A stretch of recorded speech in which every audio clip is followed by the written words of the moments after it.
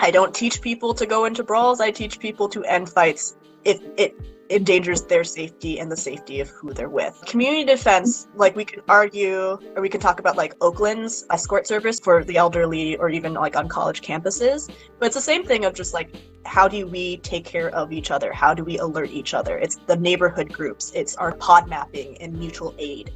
All it comes down to is taking care of each other. It's the people who are doing security on the street when they're doing patrol to see if there's anything, you know, we have, like in Minneapolis, when there were fires, when the police wouldn't come into certain areas, say like Eat Street, and you couldn't rely on that. How are you supposed to get safety for, you know, protecting your business, for protecting yourself and your family and your homes? Individual, but larger, so everyone's got a role, right? So maybe it's feeding people, maybe it's holding safe space, maybe it's you're on patrol and you're looking at, you know, is there anything weird? Are there people with sticks or guns or open carry and like Confederate flags, and where are they? And so we, you know, the very least, if you don't have a gun and you don't feel protected by one, or you simply aren't there, you know the movement, like we see you, right?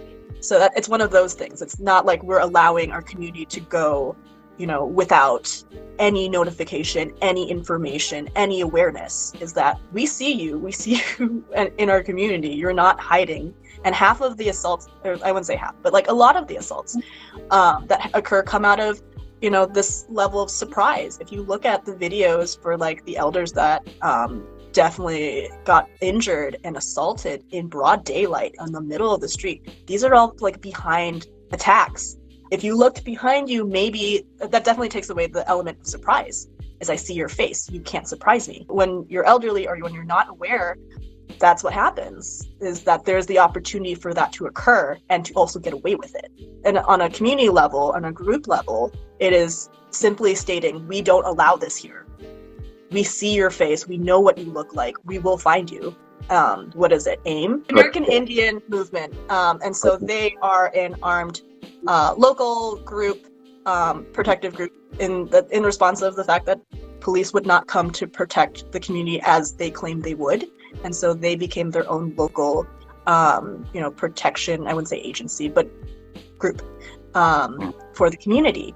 For the, abolitionists out there, ultimately, this is not a long-term solution, but in the immediate, need of protection, it is a solution.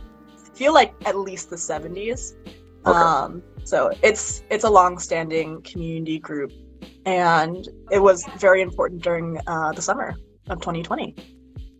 It's a very critical role. Like during the George Floyd riots, and they burned third or fifth precinct. These suburban kids are out here with mommy and daddy's money burning shit up neighborhoods that they don't live in and have no consequence to. And instead of sending them to the police, AIM got them and sent them back home and put them on social media. These are the kids that are coming here from Burnsville, from Eden Prairie, I'm naming all you kids. We saw more pod mapping type of deals this summer, talking about who do you feel safe with if something were to happen, if your house were to burn down, if you were assaulted, if you were evicted, who would you go? And it forces people to think about ways of safety that don't involve carceral solutions or the police. And in my mind, it's really not that different. It's just the number of people involved. So your own defense, your own practice of self-defense is martial arts in general. It's knowing you take care of yourself. You put the oxygen mask on yourself. You are self-aware and you're responsible for you. Yeah, it's not just like fighting people. Like I'm not, we're not rooftop Koreans. That's not the point I'm trying to make. But there's also this element in safety that is, do I have all my needs met? Do I have housing? Do I have healthcare? Do I have food? Who do I go to? Do I have a sense of community? These are all part of community defense. This is if we don't know our neighbors, if we don't know where we get our food, if we're completely isolated, there's no community, so there is no defense, and if community does not exist. I think I make a more distinction between that because I've done both the traditional martial arts world and the sport world, where it's just more super individualistic because it's kind of like a sweatshop for athletes and they're trying to find the best talent, and even from those schools when they teach self-defense, it's very individualistic. It places the onus of, oh, okay, you just gotta learn these techniques. It's all on you. All the fear is on you, to respond to. And ultimately, I think just from traditional martial arts, and I think it's because Joanne is also from an actual lineage that goes back. A lot of, I think, traditional martial arts, there's a sense of community in that it's not just we have this class, we train, and then that's it, bye-bye. So to me, it was always, it's always about having that community, and not just to prevent something, but let's say something happens, like, things are going to happen and we're not going to be able to stop it. Who's going to be there to talk about that? Who's going to ask you how you're doing and, what's going on? Because that matters too after something happens. I think it's especially important. So I think it's just kind of building that too, not just also having like the armed patrols and escorts, but like who in your community is there for you, for like the real things in life, and not just some class that you pay once a month or some instructor that you pay like once a month, that you go to a couple times a week. Like, do those people care about you outside of that class? And I think that's what's always important to me. And like, that's what I remember the most enjoyable parts of martial arts are having friends and community, really. And that's kind of like my goal, or like, what I would like to envision Taproots would grow into. But ultimately, yeah, do we take care of each other? Not just, oh, can I keep myself safe if someone attacks me? And that's all we think about, like who's gonna attack us? It's more like, do I know who my neighbors are? Do I know what their struggles are, the friends in my life? Or like I mentioned earlier with my wife, and her friends, and having just talks about how we keep each other safe when we go out. That's community defense. We keep each other safe. And something I think I think about too, that kind of relates to, us as Viet folks, is just even our language. Like when someone passes away, we don't say like, I am sorry for your loss. We say Chia Boen, which means share sadness. So it's not like, I'm sorry for you, I'm sorry you lost someone. It's, we go up to someone and it's like, I share your sadness, I feel it too. So I think that's important in our community, as things like shootings in Atlanta, as our elders are getting attacked, to be there for each other and kind of like share that, because we're all feeling that. And I think it helps too. Like I think once I lost my cousin, and I started thinking more about that word, Chia Boen, sharing sadness. And I felt the power of it when, family members were telling that to me, because it felt a lot more genuine than, the things we hear like, oh, I'm sorry for you. So yeah, those are things I think about, like community, being there for each other, not just the physical stuff, but yeah, caring about our daily lives and checking in on each other. Well, practical level would be, you need to know who you're defending, right? So if you don't know your community, you might end up fighting it. And not to say that there isn't like problematic things that happen in every community, because there is, but like how it changes the way you address it. Also, if we're talking about practicality, what is normal for you? Like, whose car is outside? If you know your neighbor, is autistic, then, and they have certain needs, then those won't be things that will like catch you off guard.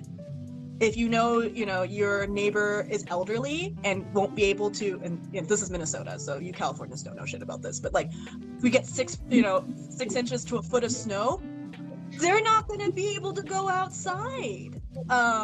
They don't know who's available. It's also just like knowing who has what resources everyone has to be able to share and pool. When we were back at like food rationing, then this is the whole like, can I borrow a cup of sugar kind of situation, or if I don't have it, the neighbor will. If there is something strange, you will notice that, because it's nothing to do. It is not normal. It is out of the ordinary. But also, you don't feel safe if you are by yourself. We are by design social creatures, and so what scares us most is not that we're gonna starve. What scares us most, and like what we've evolutionally evolved to, is to depend on each other. Like, being rejected from a social group, like, creates the same sense of fear as if you were gonna get chased by a saber-toothed tiger. Like, if our main concern was about food, the direction would have been changed a lot differently. So being part of a community is core to creating that sense of safety, that I belong here and that people will watch out for me. We're not the strongest creature on Earth. We're not the biggest creature on Earth. We're not even the fastest creature on Earth, but we are social animals.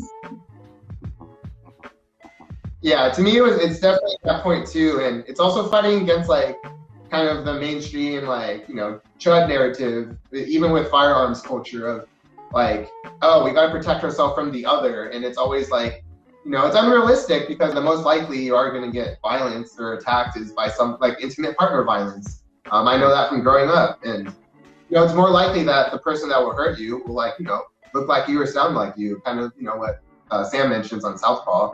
But yeah, that's the reality of it. And like a lot of these self-defense courses is like, hey, bad guy in a ski mask breaks your door down. And really realistically, like outside of like the freak like mass shootings, I feel like most attacks or like encounters with strangers are they want your wallet or they want something from you that isn't specifically hurting you. And I feel like you're in an intimate partner situation, they're most likely to like hurt you emotionally, spiritually, physically. And I feel like that is more important. So I feel like it's practical to also have community, because I feel like growing up, I didn't have anyone to talk to about any of that either.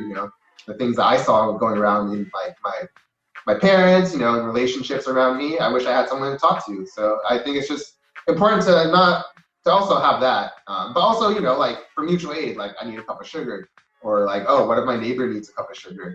And yeah, I think there's more power in numbers ultimately.